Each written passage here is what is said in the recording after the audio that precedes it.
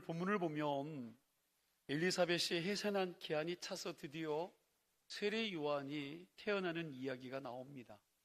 그런데 세례 요한의 탄생 이야기는 사복음서 중에 누가복음에만 자세하게 기록되어 있습니다. 마태복음을 보면요, 어느 날 갑자기 세례 요한이 광야에 나타나서 회개하라, 천국이 가까이 왔느니라 하면서 세례를 베푸는 모습으로 등장을 하고요, 마가복음에서는 세례 요한이 광야에 이르러 죄 사함을 받게 하는 회개의 세례를 전파하니 하면서 세례 요한의 이야기가 시작이 됩니다. 그리고 요한복음에서는 사람들에게 세례를 베푸는 세례 요한에게 유대인들이 제사장과 바리새 레위인들을 직접 보내면서 내가 누구냐? 내가 엘리야냐? 선지자냐? 내가 그리스도도 아니고 엘리야도 아니면서 어찌하여 세례를 베푸냐 하면서 따지는 장면으로 세례 요한이 등장을 합니다. 그런데 누가복음에서는 누가는 세례 요한의 출생고지와 복중에 있었던 때의 스토리와 탄생의 때의 상황까지 아주 자세하게 기록하고 있습니다. 왜 그렇습니까? 이방인이면서 꼼꼼한 의사였던 저자 누가는 1장 2절과 3절에서 이미 밝혔듯이 복음의 목격자와 말씀의 일꾼된 자들이 전하여준 그 모든 일들을 근원부터 자세하게 미루어 살펴보기를 원했던 것입니다.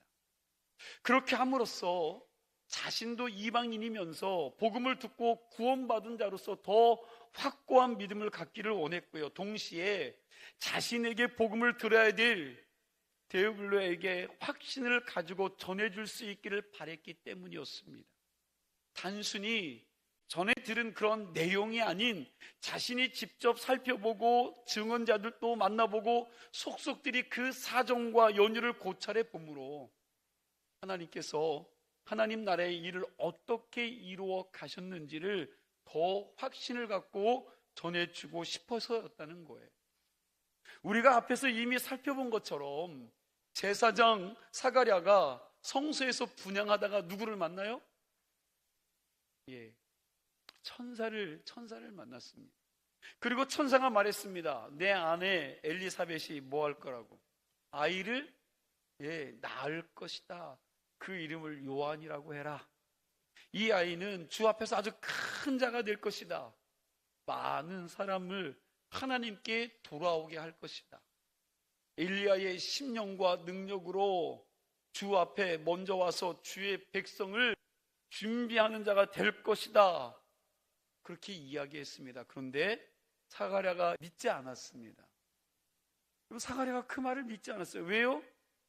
내가 나이가 들었고 내 아내도 늙었어요. 이게 어떻게 가능한 일입니까? 라고 그랬지요. 나도 나이가 들었고 내 아내도 나이가 들었는데 이 일이 어떻게 가능하냐는 거예요.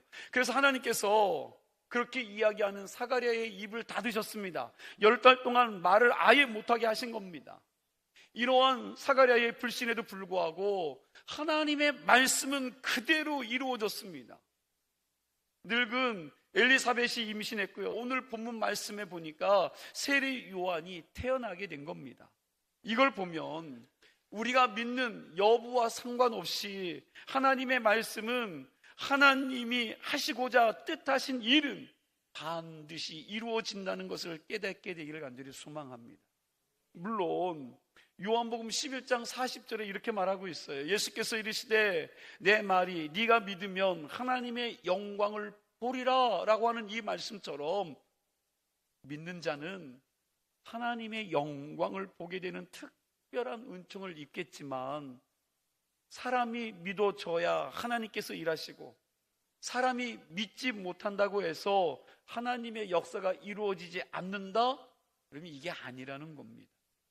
오늘 본문을 보면 하나님께서 말씀하신 대로 요한은 태어났고요, 할례를 받고 이름을 짓는 과정이 나오는데 여기서 유대인들의 전통과 관습이 등장을 합니다. 우리는 오늘 이 말씀을 함께 묵상하면서 정통보다 더 중요한 것이 무엇인지, 정말 무엇을 기준 삼아야 하는지를 깨닫게 되는 은혜가 있기를 간절히 소망합니다. 첫 번째 나눌 말씀은 하나님은 인간의 가능성이 아니라 은혜로 일하신다는 사실이에요. 우리 개개인의 가능성을 보고 일하시는 분이 아니라 하나님의 전적인 은혜를 가지고 일하신다는 겁니다. 우리 본문 57절과 58절 말씀 뜻을 생각하면서 함께 읽겠습니다. 엘리사벳이 해산할 기한이 차서 아들을 낳으니 이웃과 친족이 주께서 그를 크게 긍휼히 여기심을 듣고 함께 즐거워하더라. 아멘. 세례 요한이 태어나자 친척과 이웃들이 함께 어떻게 했어요? 즐거워했습니다. 그런데 왜 이렇게 즐거워합니까? 단순히 아이가 태어났기 때문이 아닙니다. 하나님께서 엘리사벳에게 여러분 크게 긍휼을 베푸셨다고 생각했기 때문입니다. 왜 그런 생각을 했을까요? 엘리사벳은 이미 고령의 나이였기에 생물학적으로는 아기를 가질 수 없는 사람이었기 때문입니다. 성경에 엘리사벳의 나이가 여러분 나오지는 않지만 누가복음 1장 7절 말씀해 보니까 이렇게 말씀하고 있어요. 함께 읽어볼까요? 엘리사벳이 잉태를 못함으로 그들에게 자식이 없고 두 사람의 나이가 많더라고 했습니다. 당시 유대 사회에서는 아이가 없는 것을 큰 수치와 허물로 여겼습니다. 특별히 여인이 아이를 낳지 못하면 여러분 가문의 대를 잇지 못하는 죄책감과 마음의 그 큰 상처를 안고 살아야 했습니다. 그런데 엘리사벳은 젊어서부터 지금까지 아이가 없었고 이제는 나이 많아 늙었다는 거예요. 인간적으로 보면 출산할 있는 가능성이 완전히 제로입니다. 끝난 거예요.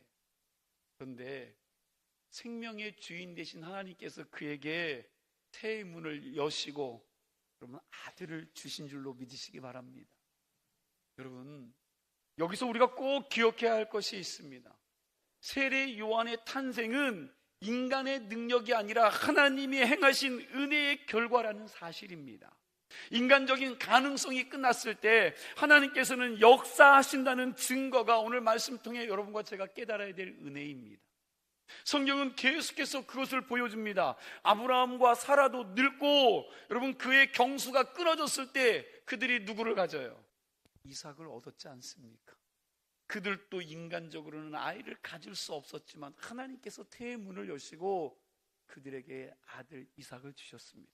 한나도 여러분 눈물로 기도하다가 누구를 얻습니까? 사무엘을 얻었습니다. 마리아도 처녀의 몸으로 예수님을 잉태했습니다. 왜 하나님은 이런 방식으로 일하십니까? 하나님은 당신의 뜻을 전적인 은혜의 방식으로 이루시기를 원하신다는 거예요. 하나님께서는 특히 구원에 있어서만큼은 오직 당신의 은혜로만 이루신다는 것입니다. 구원을 얻는 일에 있어서는 사람의 공로가 낄 자리가 없고 그렇기 때문에 그 어떤 사람도 구원을 자랑할 수 없게 하신 줄로 믿으시기 바랍니다. 우리는 자랑할 수가 없어요. 오직 하나님의 능력만이 우리를 살리기에 충분한 줄로 믿습니다. 그런데 우리는 자꾸 내 상황과 여러분 내 조건들을 생각하고 내 능력을 들여다봅니다. 자꾸 나를 기준 삼아요. 그러면서 이렇게 탄식을 하는 거죠. 야, 나는 안 된다. 나는 할 수 없다. 나는 부족하다. 내 상황은 너무나도 어렵다. 여러분, 그럴 때 기억하시기 바랍니다. 하나님은 인간의 가능성이 끝난 자리에서 일하시는 분입니다. 우리가 신앙을 가졌다면 시각이 달라져야 돼요. 여러분이 믿음의 사람이라면 여러분 안에 살아계신 하나님이 여러분들의 주인이시라면 여러분들의 삶이 달라져야 된다는 거예요. 신앙이란 결국 내 능력을 보는 것이 아니라 하나님의 은혜를 바라보는 건 줄로 믿습니다. 신앙이란 나를 보는 게 아니에요.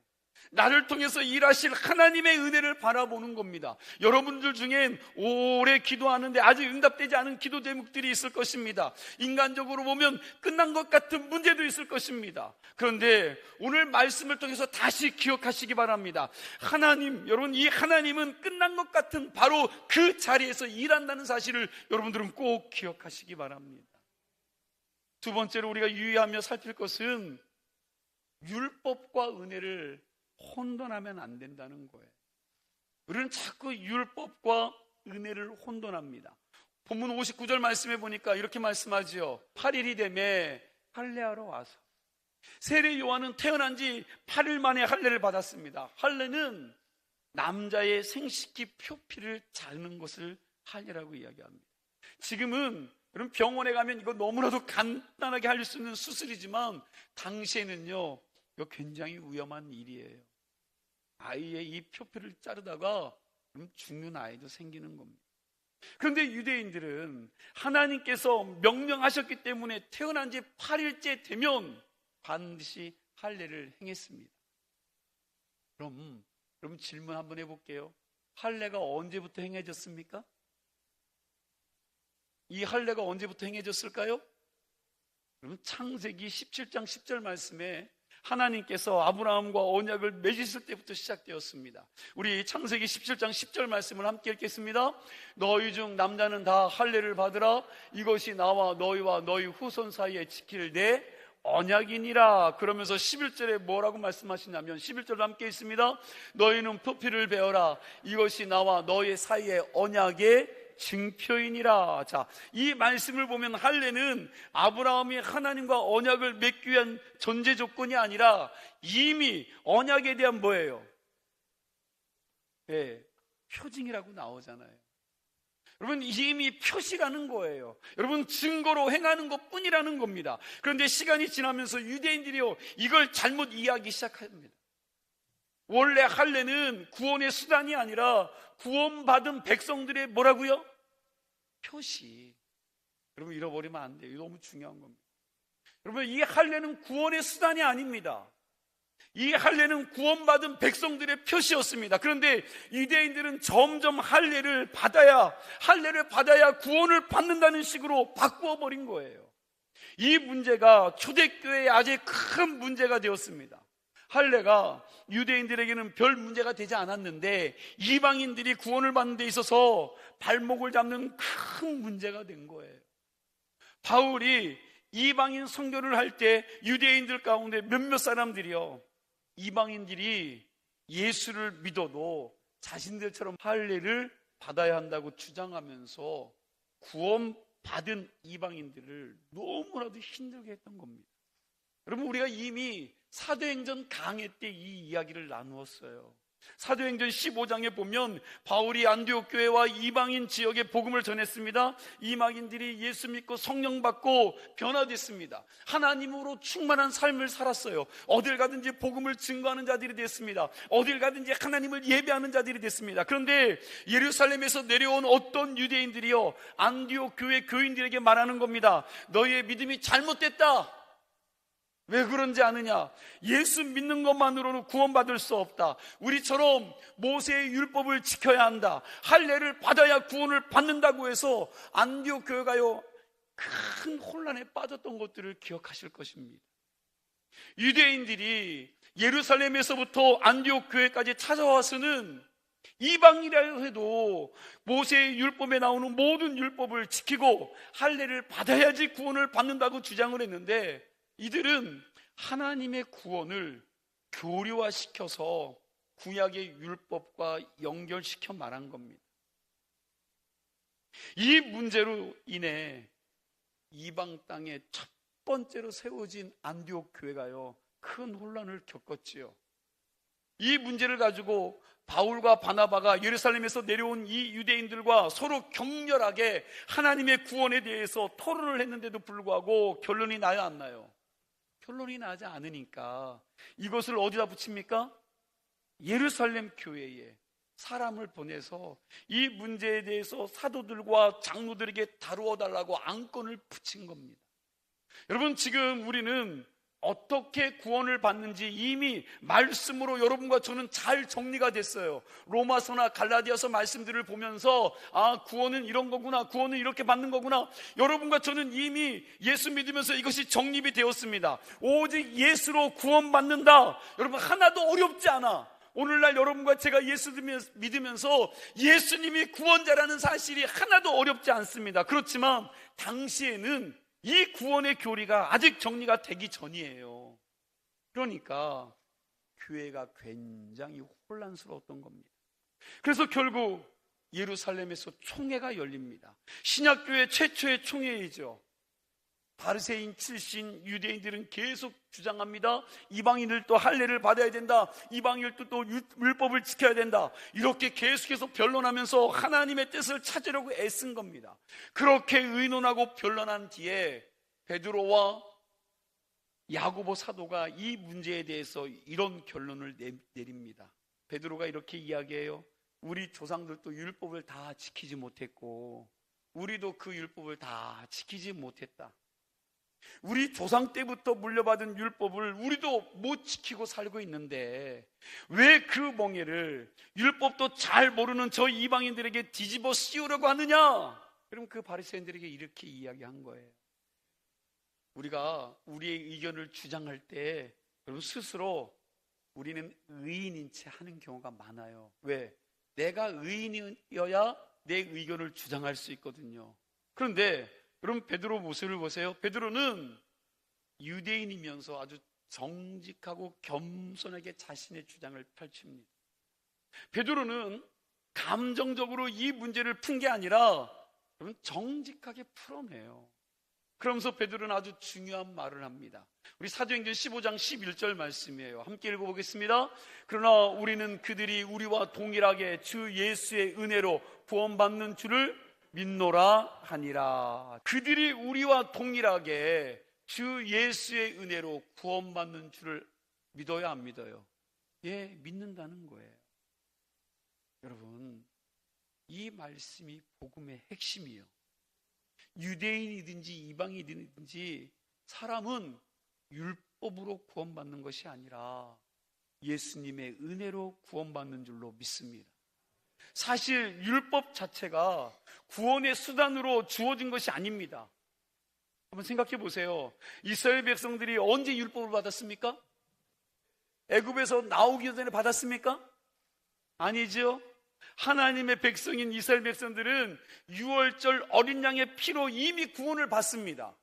출애굽하기 전에 이들이 유월절 그 어린 양으로 구원을 받아요. 그리고 마치 세례를 받듯이 어디를 건너요?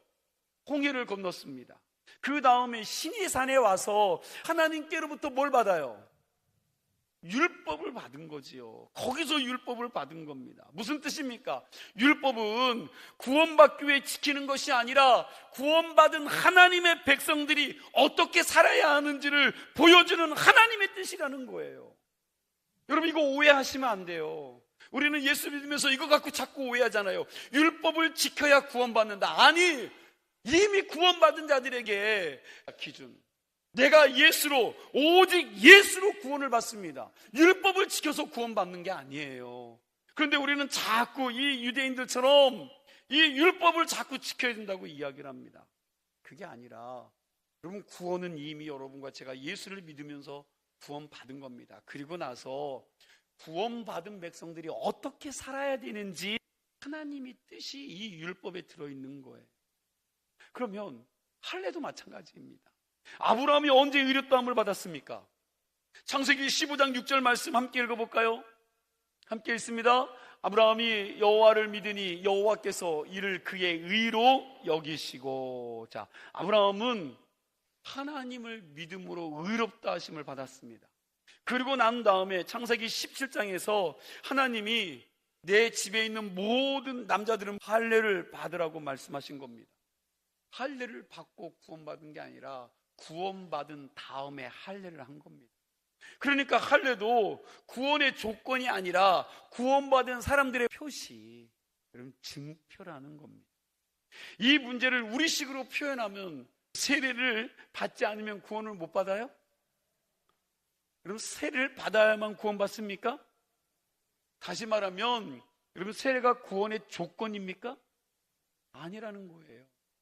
세례는 내가 예수님을 영접하고 난 다음에 내가 예수 그리스도를 나의 주인으로 모시고 살겠습니다 하는 이 증언들을 많은 사람들 앞에서 공포하는 혼인 예식과 같은 거지요. 우리가 결혼식 때 주례하시는 분이 이 둘이 이제부터 부부가 되었음을 선언합니다 하고 여러분 모인 그 하객들 앞에서 공개적으로 선언을 하지요. 그와 똑같은 겁니다. 예수님을 영접한 성도가 주인 대신 주님과 연합하여 주님의 자녀로 살겠습니다라고 선언하는 예식이 세례식이라는 겁니다.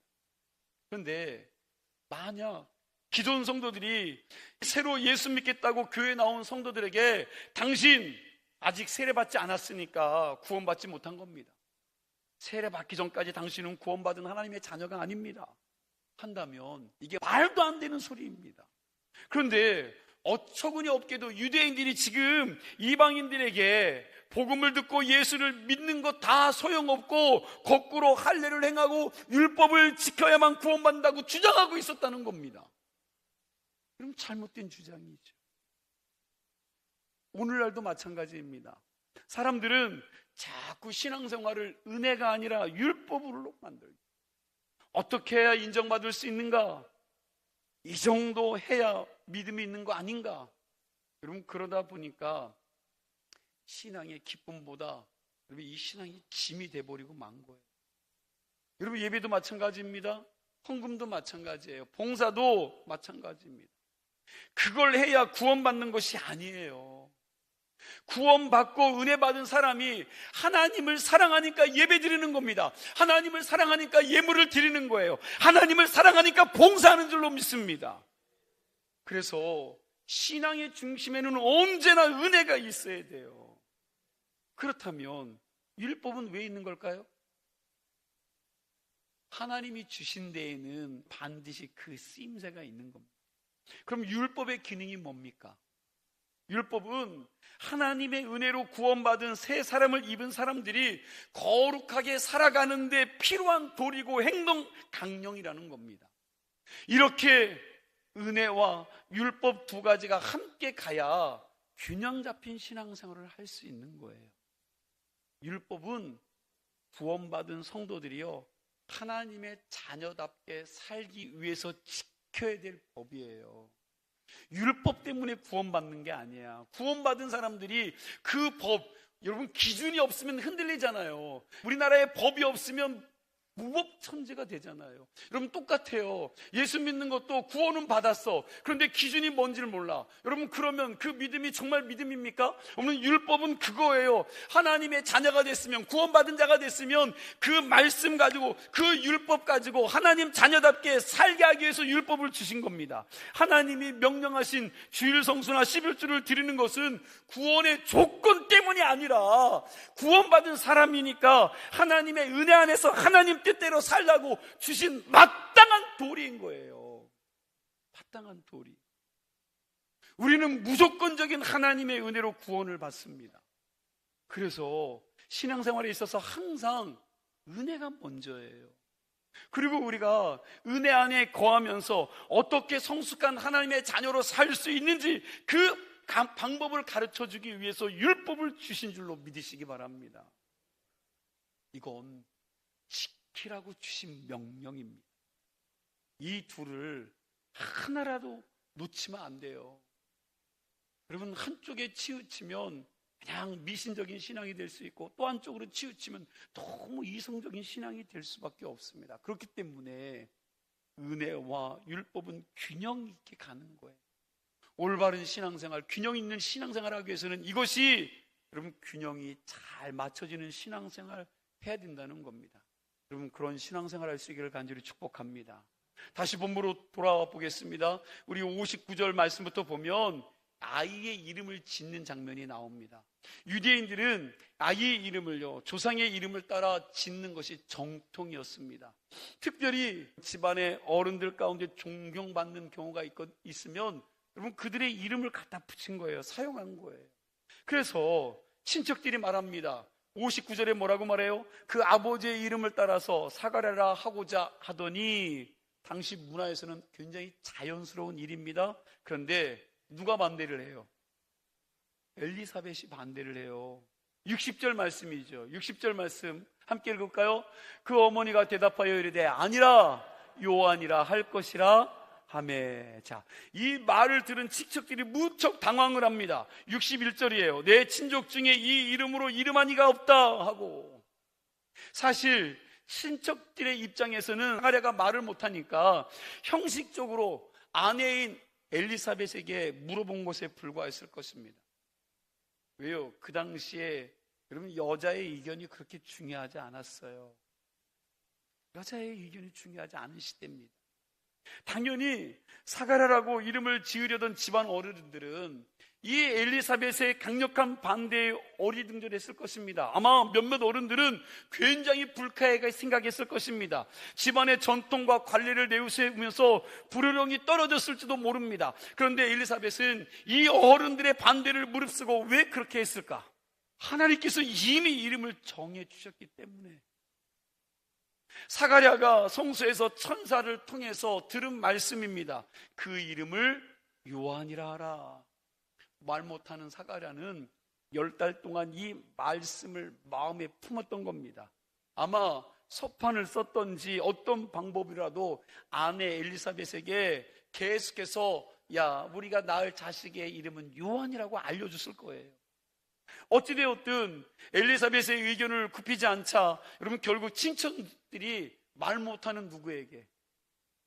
사가랴에게 의견을 묻습니다. 그게 62절이에요. 그의 아버지께 몸짓하여 무엇으로 이름을 지으려는가 하고 물었습니다. 여러분 친척들은 말을 못하니까 듣는 것도 못하는 줄 알고 몸짓으로 해서 물은 겁니다. 여러분 그러자 사가랴도 몸짓으로 뭘 달라고? 서판을 달라고 여러분 표명을 했겠지요. 그게 63절 말씀이에요. 그가 서판을 달라여 그 이름을 요한이라 쓰매 다 뭐 했다고요? 놀랍게 여겼더라. 여러분 이 장면 굉장히 중요한 겁니다. 사가랴와 엘리사벳은 어른들의 생각이나 가문의 정통보다 하나님의 말씀을 더 중요하게 여겼습니다. 사실 쉽지 않은 결정이에요. 친척들이 다 반대합니다. 집안 분위기가 여러분 어색해질 수 있습니다. 전통을 무시한다고 욕먹을 수도 있습니다. 그리고 당사자인 요한이 앞으로 친척들에게 이상한 아이처럼 보일 수도 있습니다. 그런데도 이 부부는 하나님의 말씀을 붙들었습니다. 왜냐하면 믿음은 결국 말씀을 붙드는 것이기 때문입니다. 부모나 할아버지의 이름을 따라 이름 짓는 것은 유대민족 대대로 지켜온 전통이었지만 집안의 전통과 관례를 따르기보다 오늘 사가랴와 엘리사벳은요 이미 하나님이 말씀해 주신 대로 하나님은 은혜로우시다라는 뜻을 가지고 있는 요한으로 이름을 짓게 됩니다. 여러분 오늘날도 마찬가지예요. 세상은 계속해서 이렇게 이야기합니다. 야 원래 그랬어. 지금까지 그랬는데 야 했던 대로 하면 돼. 그냥 하던 대로 해. 그럼 자꾸 어떻게 해요? 타협하라는 거예요. 올바른 게 있는데 하나님의 말씀은 이렇게 이야기하는데 우리는 끊임없이 야 했던 대로 해. 뭐 지금 와서 바꾸려고 그래 힘들게. 그럼 타협하라고 말해요. 현실은 눈치를 보라고 말합니다. 사람들의 분위기 따라가라고 말합니다. 그런데 하나님의 말씀은 다르게 말씀하실 때가 있습니다. 그때 믿음의 사람들이라면 어떻게 해야 될까요? 사람의 말보다 하나님의 말씀을 붙드는 자들이 되기를 간절히 소망합니다. 사실 모든 사람들이 이해할 때 혼자 아니라고 하는 게 쉽지 않아요. 왜요? 아니라고 했다가 왕따 당할 수 있습니다. 여러분 손해볼 수 있어요. 오해받을 수 있어요. 쉽지 않은 거예요. 그런데 오늘 이 사가랴 부부는 그 길을 선택했습니다. 왜 그렇습니까? 하나님의 말씀이 기준이기 때문에 그래요. 하나님의 말씀. 오늘날 교회 안에 전통이 많습니다. 그런데 전통 자체는 진리가 아니에요. 교회의 전통도 중요하고 믿음의 유산도 중요합니다. 그러나 그것보다 더 중요한 것은 하나님의 말씀입니다. 믿으십니까? 여러분 하나님의 말씀이요. 우리 교회는 옛날부터 그랬어. 우리 교회는 지금까지 그렇게 왔는데 어떻게 바꾸느냐. 그러다가 야, 너 시험 들면 사람들 시험 들면 책임질 거야? 원래 그랬다니까. 여러분, 그렇게 말하면서 진리가 아닌 전통과 관습을 내 생각에 집어넣어서 계속 고집하고 그걸 누구에게인가 강요하고 가르치려고 하면 안 된다는 겁니다. 진리가 아닌 전통과 관습과 고집, 여러분, 이것들로 인해서 다툼과 변론이 일어날 수밖에 없어요. 내 생각을 여러분 진리처럼 강요해서는 안 됩니다. 전통을 절대화해서는 안 된다는 거예요. 바라기는 우리 주문진 감리교회 모든 성도님들은 오래된 관습이나 내 생각을 강요하고 가르치기보다 여러분 기준이 뭐가 돼야 돼요? 그렇죠. 하나님의 말씀을 나누기를 좋아하고 하나님의 은혜 나누는 것을 더 기뻐하는 믿음의 성도들이 다 되기를 간절히 축복합니다. 우리의 삶의 최종 기준은 하나님 말씀이어야 돼요. 제발 여러분들의 기준 가지고 이야기하지 마시고 여러분들의 감정 가지고 얘기하지 마시고 여러분 신앙은 말씀이어야 됩니다. 우리 63절과 64절 말씀 같이 보겠습니다. 함께 읽습니다. 그가 서판을 달라하여 그 이름을 요한이라 쓰매 다 놀랍게 여기더라. 이에 그 입이 곧 열리고 혀가 풀리며 말을 하여 하나님을 찬송하니. 아멘. 사가랴는 하나님의 말씀을 믿지 못해서 10달 동안 말을 못했습니다. 그런데 이제 하나님 그 말씀에 순종합니다. 사가랴가 서판을 달라하여 그곳에 그 이름을 요한이라고 쓰자마자 어떤 일들이 일어나요? 64절 말씀이죠. 이에 그 입이 곧 열리고 혀가 풀리며 말하여 하나님을 찬송. 여러분, 그 순간, 순종하는 그 순간 닫혀있던 입이 열린 거죠. 묶여있던 혀가 풀렸습니다. 이게 무엇을 보여주는 걸까요? 하나님의 말씀에 대한 순종이 회복의 시작이라는 것을 보여주는 줄로 믿으시기 바랍니다. 여러분, 하나님의 말씀에 순종할 때 하나님께서는 우리의 삶들을, 우리의 인생들을 회복시키는 줄로 믿으시기 바랍니다. 사가랴는 10달 동안 침묵 가운데 있었지만 그 긴 시간 동안 자신을 돌아보고 하나님의 말씀을 깊이 묵상했을 것입니다. 그리고 분명하게 깨달은 것이 있어요. 하나님의 말씀은 반드시 이루어진다. 그래서 입이 열리자마자 말씀하신 대로 이루어주신 그 하나님을 곧바로 찬양하기 시작합니다. 여러분, 우리도 신앙생활 하다 보면 사가랴처럼 하나님의 말씀보다 내 생각을 앞세울 때가 있습니다. 전통을 앞세울 때가 있습니다. 여러분, 관습을 앞세울 때가 있어요. 계산을 합니다. 현실을 봅니다. 이해득실을 따집니다. 그런데 하나님은 결국 말씀을 붙드는 사람을 회복시키는 줄로 믿습니다. 말씀을 마무리합니다. 사랑하는 성도 여러분, 우리가 주님을 주인이라고 고백하는 신앙생활을 하면서 여전히 눈에 보이는 현실과 나의 이익, 그리고 사람들의 전통과 관습에 매일 때가 참 많이 있습니다. 그런데 하나님의 자녀된 우리에게 정말 중요한 게 뭘까요? 우리의 삶의 기준이 사람의 말이 아니라 하나님의 말씀이 되기를 소망합니다. 우리 주문진교회 모든 성도님들은 사가랴와 엘리사벳처럼 어려운 순간에도 그 말씀 붙들고 순종하는 믿음의 사람들이 다 되기를 주님의 이름으로 간절히 축원합니다. 기도합니다.